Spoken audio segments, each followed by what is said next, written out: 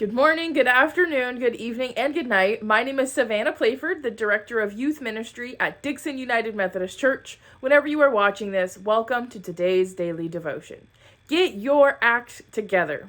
How many of you have heard that phrase? Maybe as a kid, maybe you say it to the kids in your life, maybe your boss has said it to you, but do you know that God is saying the same thing to us as Christians?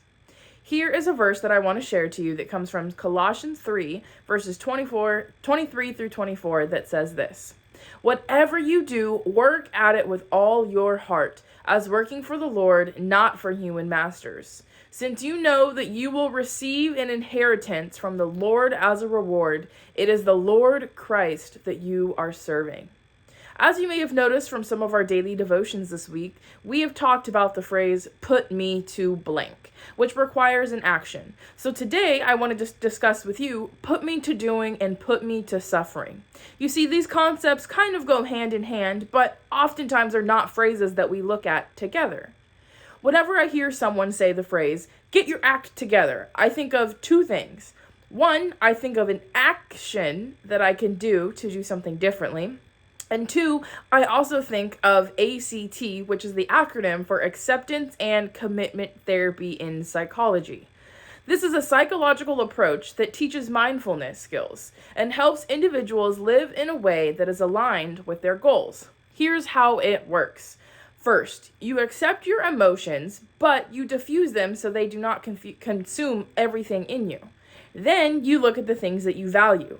So when you are stressed in different situations, you accept what's going on and realize it's not a reflection of who you are. And then you put yourself into context of what's going on and remember your goals and your values. What we do in each moment to work towards our final goal truly matters. So now let's relate that ACT therapy to these phrases. Put me to doing.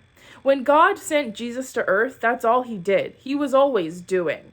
He was doing teachings, miracles, walking with people, creating relationships, and most importantly, setting an example of how us as believers should live.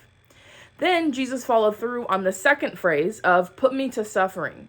Jesus went through all of the suffering imaginable. He was outcasted. He was talked about. Many didn't like him, and he eventually gave his life for all of us. He had his act together. Not only was he perfect at doing these phrases, but he really was doing what ACT therapy is all about. He accepted what was going on and was committed to his goal at the very end. He had his values at the forefront of his mind and did not let the world consume him. Every step he took was for his values, and that is the exact definition of acceptance and commitment therapy.